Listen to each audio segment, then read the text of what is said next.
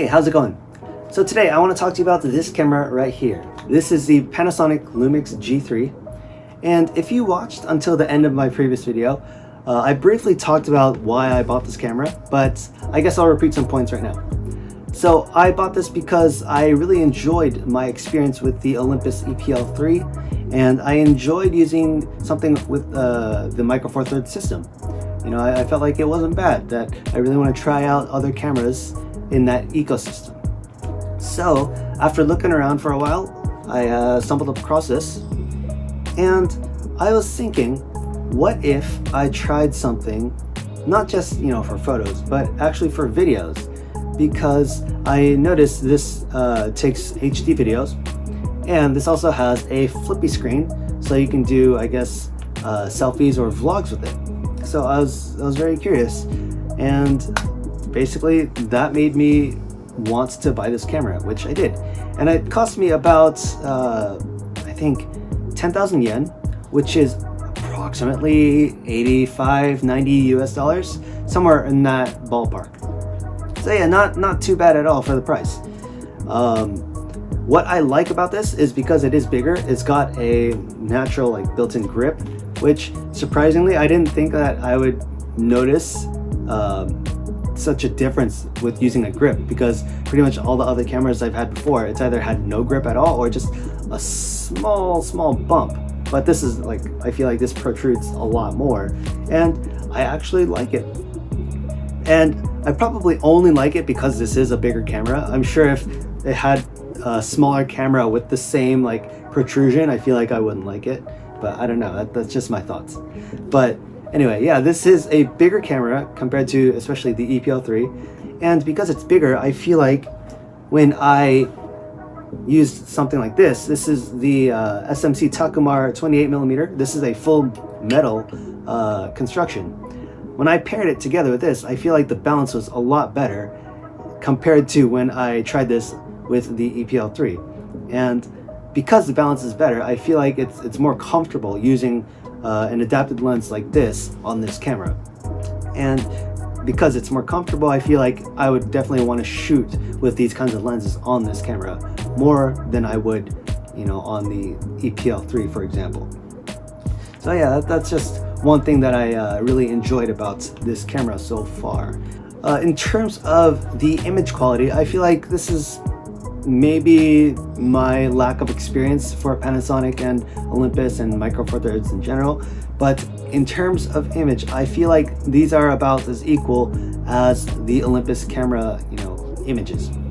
So it's not bad, but I feel like if you want to blow it up, that's probably not a good option to do. But yeah, for general smartphone or social media use, this is good.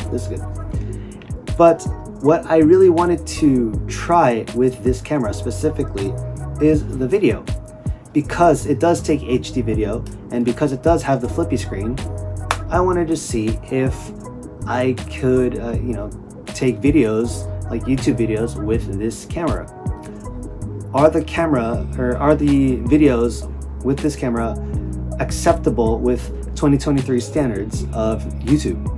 Because I wanted to see, what if I used this camera instead of my iPhone for future videos?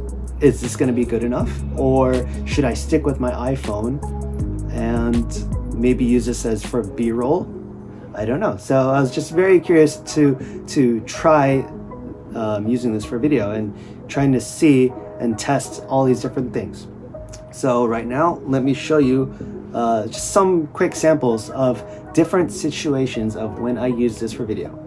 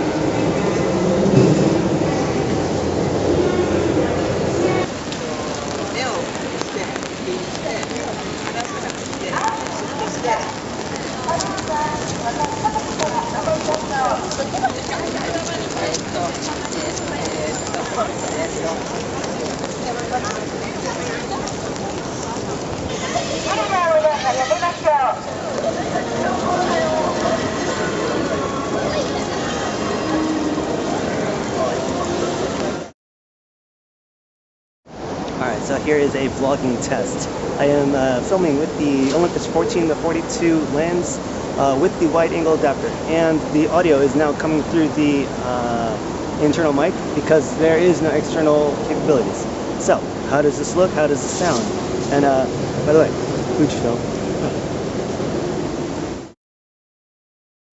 So here is now a video test indoors with pretty dim light settings. My current lights are on the lowest settings they can be, and I'll try one more time with them on, I guess, the highest settings, and we'll see how they work.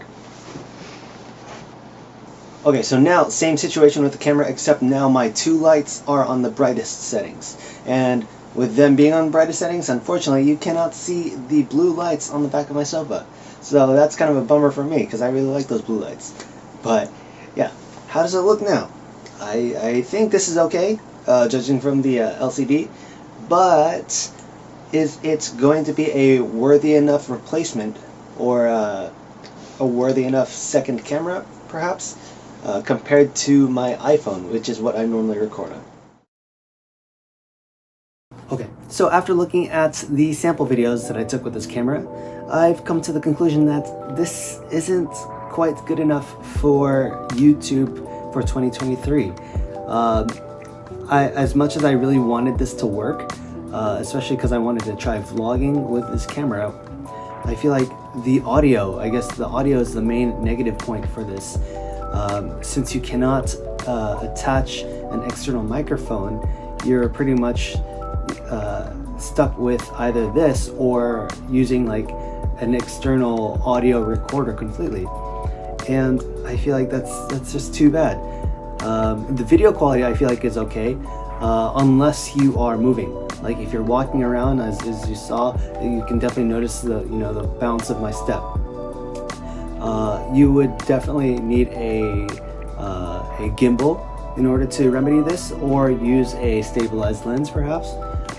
But as it is now, I feel like this isn't quite good enough for like walking and filming at the same time. So yeah, I feel like in only, I guess, 2 situations using this camera for video would be okay, which is for B-roll, like I took at Shibuya Station, where I just took the video like this. And the second, I guess, scenario this might be okay is the indoor controlled environment test, which was filmed in this room.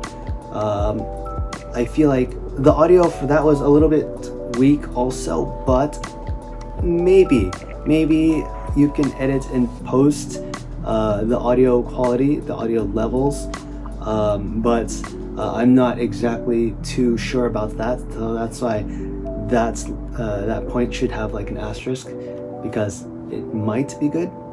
But I think just for B-roll is probably the best situation you would probably use this, unless, like I said, you invest is the word that I'm looking for. If you invest in those other things to help the audio or the video, such as a gimbal or an external audio recorder.